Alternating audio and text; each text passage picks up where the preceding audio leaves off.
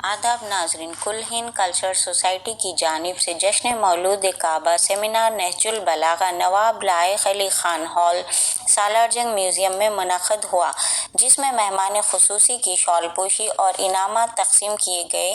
آئیے دیکھتے ہیں فاطمہ شان کی ایک خاص رپورٹ۔ دلوں تک اس مولا کے کلام کو ڈال دو نا، میرے آنے کی زحمت قبول ہو جائے کو بھی، لیکن انہوں نے تکبر نہیں کیا، ان نعمتوں سے بہرمند۔ محمد ابن ابی بکر جو مولا کے بہت بڑے عاشق تھے، مولا نے جنہیں اپنا بیٹا کہا تھا، ان کو مصر کا جب گورنر مقرر کر رہے تھے تو کچھ عہد و پیمان لیے تھے، کہا تھا کہ دیکھو ہم تم کو مصر کا گورنر بنا کے بھیج رہے ہیں، یاد رکھو سب کے ساتھ تواضع سے پیش آنا، خندہ روی سے پیش آنا، اخلاق سے پیش آنا۔ حاضران کی خدمت میں پیشہ پیش مولود کعبہ کی مبارکباد عرض کرتی ہوں۔ محمد والے محمد۔ تو کبھی کوئی کسی کے دل میں شاید یہ کرے ابھی تو آدھا گھنٹہ ہم نے ان کی آواز سنی، واپس سے آ گئے کوئی، اگر ایسا دل میں نہیں ہے تو بلندہ سلوات پڑھ دے۔ کہا کہ یا رسول اللہ مجھے کھانے کے لیے کچھ دے، تو وہاں پہ کچھ بیٹھے اصحاب سے کہا کہ کوئی ہے جو اس بھوکے کو کھانا کھلائے؟ ہمیشہ کی طرح مولا قریب اٹھے اور کہا کہ یا رسول اللہ میں اس کو لے جاؤں گا۔ تو یہاں اس مہمانی میں ہم لوگ آئے ہیں، یہاں بیٹھے ہیں مولا کے در پہ، مولا کے گھر پہ، ہمیں کیا مانگنا چاہیے؟ مال، اولاد۔ اسی ٹاپک میں بحث ہوئی تھی تو میں نے نہج البلاغہ کے بارے میں یہ کی، اور ابھی مجھ سے یہ کہا کہ مولا کے فضائل کو بیان کریں۔ میں کہہ رہی ہوں نا، 2 سمندروں کا علم کا مجموعہ لائے ہیں اور ایک چھوٹے سے مدت کے وقت میں، اور ہم لوگوں کی کوشش یہ رہے گی کہ اس سمندر کو کوزے میں سمیٹنا ہے، جو بہت ہی مشکل ہوتا ہے، لیکن کوشش کرتے ہیں کہ سمٹ کے بات کریں۔ لیکن میں اپنی بات ایک حکایت سے سٹارٹ کرتی ہوں۔ کہتے ہیں کہ ایک شخص تھا، آگ جلا رہا تھا، بڑے سکون ماحول میں بیٹھا، اس آگ کے قریب بیٹھا تھا۔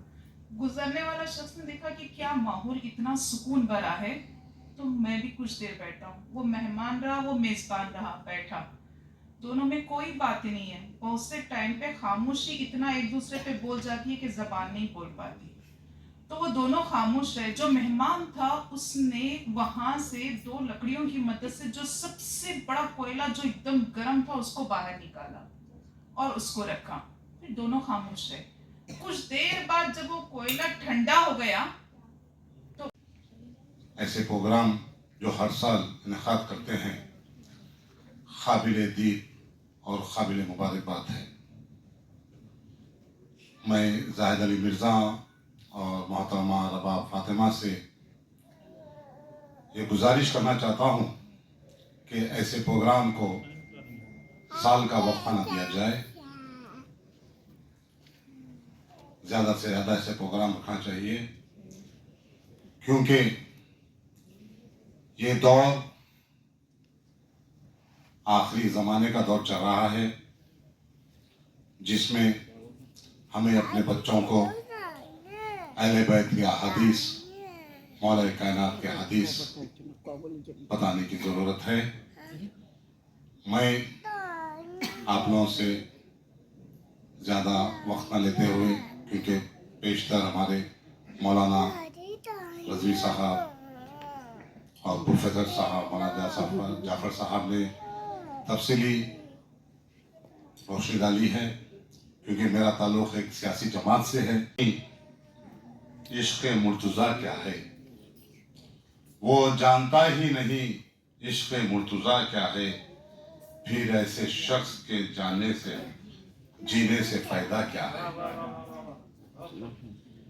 جسے نبی نے پکارا تھا اپنی مشکل میں، جسے نبی نے پکارا تھا اپنی مشکل میں، اسے جو ہم بھی پکارے تو پھر برا کیا ہے۔